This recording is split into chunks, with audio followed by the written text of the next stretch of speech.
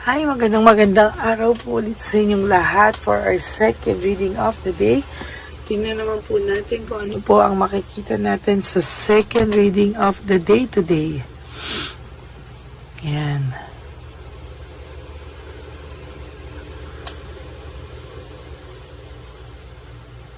Okay. Tingnan po natin kung ano naman po makikita natin sa second reading of the day today, no? So I hope na napanood niyo po yung ating first reading, no? Napaka-powerful po niyang talasahin lang po natin maigi. Sana po ay napanood niyo na po yung first, second, third reading kahapon bago po kayo tumalon sa first at dito sa second reading natin ngayong araw na ito. For the meantime po, no, ayan, wait lang po. No? Sana po ay wag niyo pong palagpasin lahat ng mga readings po natin dahil really very powerful po yan. Isa pa po sa aking gustong sabihin sa inyo, no, na aking nakalimutan ay wag nyo pong skip itong mga pagbabalasa natin kasi akala nyo po nagbabalasa lang ako pero kumukuha po ako ng energy o pinapakiramdaman ko po yung mga taong makakapanood nito, no? Talagang niraramdam ko po yung mga tao na mapupunta sa channel na to ngayon sa reading na ito at ikaw po yun. Alam nyo po, wala pong yung consequence, no? Talaga pong hindi yan coincidence, no, na napunta kayo sa channel ko. Talagang pinadhana po kayong mapunta sa channel ko. Simulan na po natin ito. Nako. Ang tao pong ito ay gusto sanang lumayo, gusto sanang makapag-reflect, gusto sanang mag-isip, pero para po siyang naging stagnant, no? Para pong hindi niya po alam kung ano po yung paulit-ulit po yung mga nangyayari sa buhay niya at hindi po siya makapag-isip ng tama. Parang isang bagay lang po ang gusto niya sa ngayon, ano?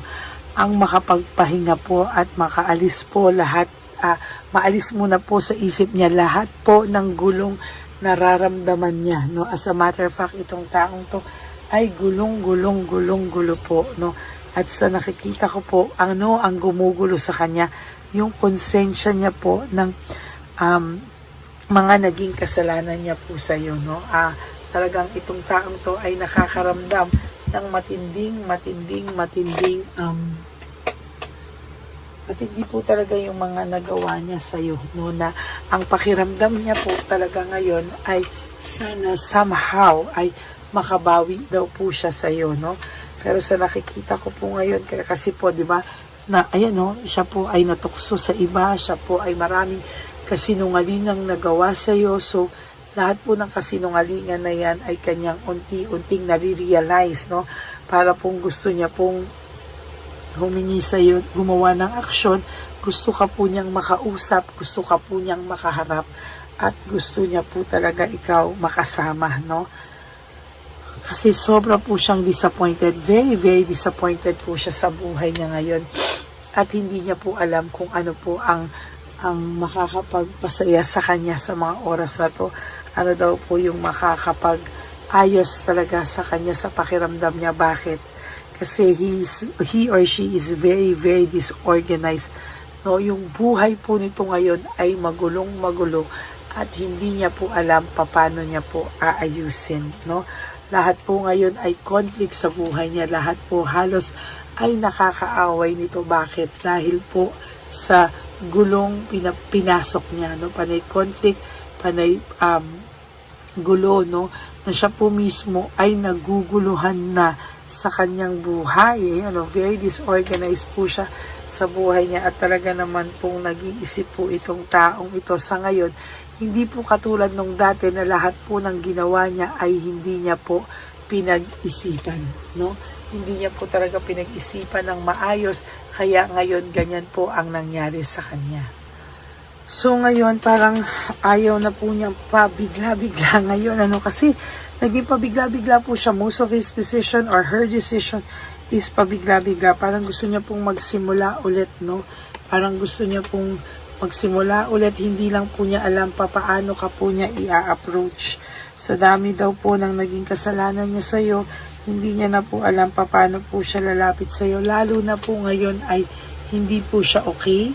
No, panay po siya struggles, panay po siya pagkapahiya, panay po siya karma. Hindi niya po alam saan po siya magsisimula sa iyo. Ayan po yung sinasabi ko. Talagang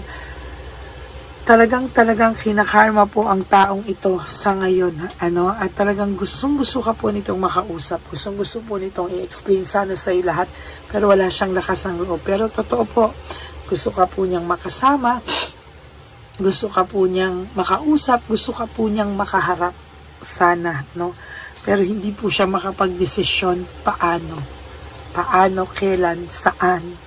Hindi niya po alam kung may lakas ba siyang ng loob humarap sa iyo, no? Talagang sa nakikita ko, namimiss niya po yung inyong samahan, Talagang you used to have a celebration palagi, a happy life, no? Kaya lang ginulo niya po, ulit-ulit ka po nitong sinaktan, at sa totoo lang po, talagang hindi na po niya pinag-iisipan, ngayon po, sa nangyari sa kanyang matinding karma o sa mararanasan niyang lalong matinding karma sa mga susunod na panahon, ito pong taong ito ay siya po ang gumawa ng kalokohan, at siya rin po ang gumawa ng ikakaganyan niya, meaning siya po ang nag-trap sa sarili niya, sa sarili niyang kapahamakan at sarili niyang karma. Self-victimization, siya rin po ang may kasalanan. Bakit po siya naging ganyan? Lahat po ng pinangarap niya na akala niya ay peaceful life, magandang buhay na lahat ng gustuhin niya ay nandyan sa kanya, ay bumaliktad po ng bonggang-bongga sa kanya. Hindi niya po nakuha, at talagang grabe po ang nangyari sa kanya. Ngayon po niya naiisip na wala pa rin pong tatalo sa samahan na nagawa niyong dalawa, o sa samahan na meron po kayong dalawa, no? Napakasaya daw po ng inyong naging pagsasama, ngunit siya po ang gumawa ng paulit-ulit na kasalanan sa iyo, at ngayon niya po naisip na kahit po ginawang kanya ng paulit-ulit ay palagi ka pa rin daw pong nandyan sa tabi niya. Ngayon, he wants to isolate to some of his or her friends, no? Makikipagkita lang po ito once, twice, ganyan, or pwede rin po makipagkita ito na makipagkita, pero ang sinasabi kong i-isolate, hindi po siya magkukwento ng mga nangyayari sa kanya dahil ayaw niya pong mapagtawanan siya, no? Mapapagtawanan daw po siya, kaya nililihim niya po ang mga nangyayari sa kanya, no? Ayaw niya po na, talagang medyo may pride talaga tong taong to, no? Ayaw niya po talagang maisip talaga niya sa ngayon na talagang siya po ay nakakaramdam ng matinding pagkapahiya, no, sa nangyari sa kanya. At may mga nangyayari na po kasi sa kanya na talagang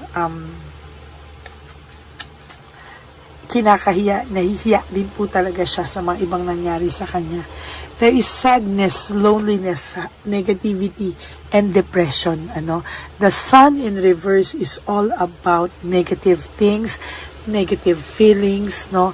Yan po ay hindi niya po maintindihan kung ano po ang mga susunod pang mangyayari sa kanya, at talagang ina-anticipate na po niya ngayon na mahihirapan po talaga siya for the next few days, for the next few weeks. Talagang siya po ay makakaramdam ng matinding dagok sa buhay niya sa ngayon.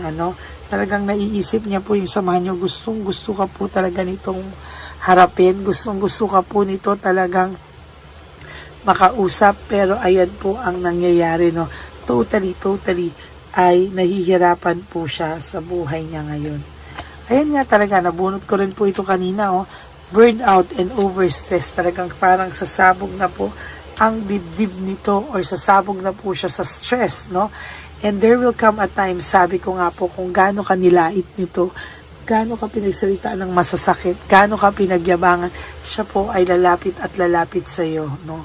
Talagang hindi ka po niya matitiis, at talagang siya ay lalapit sa iyo. And Ayan po siya ngayon, no? Talagang nag-iisip to, may self-pity to sa nangyari sa kanya. Pero nyo po, siya pa po nagka-self-pity sa nangyari sa kanya, no? Ang tindi din po niya talaga. Siya pa yung nakakaramdam ng lungkot, siya pa yung nakakaramdam ng self-pity. Naiisip niya po na kinakarma talaga siya sa ginawa niya sa'yo, no? Kaya dinidisconnect din muna po niya ang sarili niya sa'yo. Actually, alam niya po na nandyan ka lang, pero hindi ka po niya ngayon muna iniistorbo, no? For some of you, nagre-reflect po ito paano ang gagawin niyang paglapit sa'yo, no? There will come a time na itong taong to ay lalapit sa'yo at hihingi po talaga siya ng tulong sa'yo, no? Talaga dahil po sa lahat ng dissatisfaction na mangyayari sa buhay niya, sunod-sunod po yan. Sinasabi ko sa iyo, there will be financial struggles, paghihirap sa buhay niya. Even yung family po niya ay mapapahiya sa iyo, no? Sa kanyang pag-alis sa iyo ay talagang may dagok na kasama at ngayon po, siya po ang nakakaramdam ng mga anxiety trauma na binigay niya sa iyo nung una. Ayan po ang inyong reading of the day. I hope for your second reading, I hope kayo po ay naka-resonate, and if you do, can you please give me a like and comment down below, and please click the subscribe button and the bell po, click the bell para updated po kayo sa lahat ng ating mga latest videos na ilalabas, no? And a very, very powerful reading for each and every one of us, no? So maraming salamat po sa inyong lahat. And for those of you who would like to have a private reading with me, you can message me po at Ladyly Elena, that's Ladyly Elena. Nasa dulo po yan na ating video. Diyan nyo lang po ako makukontak. That is my only official and legit FB account, no? Maraming pong salamat sa inyo. At sa nakikita ko po talaga ay maganda po ang mga nababasa ko. Very recent, no? Talagang okay. Sa akin naman po mga ever loyal, solid, and faithful na Lady Elena family, I love you all from the bottom of my heart. Mahal ko po kayong lahat at maraming salamat po sa inyo sa lahat at patuloy niyo pong pagsuporta sa ating channel, no?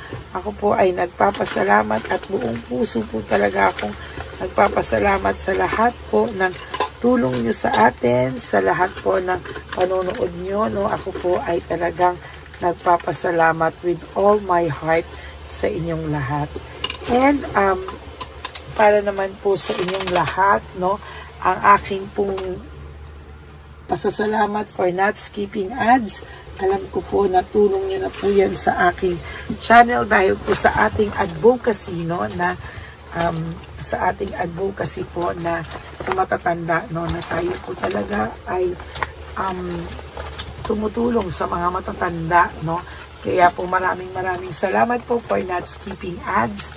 Tulong nyo na po yan sa ating channel. Kaya ako po ay nagpapasalamat dahil napakadami nyo pong mapubuting nilalang, no, na hindi po nag-i-skip ng ads. Kasi yun na po yung parang ibibigay natin sa ating mga matatanda, no? Yung mga maiipon po natin ay atin pong iipunin talaga at ibibigay po natin sa kanila. Kaya maraming salamat po sa inyong lahat. At alam niyo naman po, ang lagi kong bilin sa inyo, no, na to live each day, you do 3 things that will make you happy for today.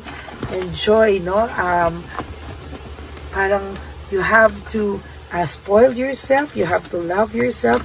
At sa totoo lang po, marami po tayong magagawa kung talagang tatanggalin po natin yung mga negativity sa ating isip, no? Talaga pong maiisip nyo po ang lahat ng mga bagay ay may rason. Kaya po, natutuwa po ako kapag minsan po kayo po ay talagang yung bang tinatanggal nyo, ginagawa nyo ring busy ang inyong mga sarili. Ako po ay talagang masaya dahil po nakikita ko po talaga na kayo po ay talaga ay pinipilit nyong lumaban sa buhay, no? Yan po naman talaga ang importante. And also, you really have to be grateful because hindi po lahat ng tao ay nabibigyan pa ng chance gumising at baguhin ang mga maling nagawa natin sa ating mga sarili, mga maling desisyon natin sa buhay. Kaya po ako ay nagpapasalamat na tayo po ay binibigyan ng blessing. Pinakamalaking blessing po natin ay yung buhay natin, na tayo po ay gumising, do 3 things that will make you happy. Talagang yan talaga ang kailangan nyo pasiyahin yung sarili nyo. You have to prioritize yourself, forgive yourself, and you really have to love yourself, because self-love is still the best love of all. And you also have to realize that life is so short. Don't make it shorter by stressing yourself from all the pains and heartaches na binigay sa inyo ng kahapon.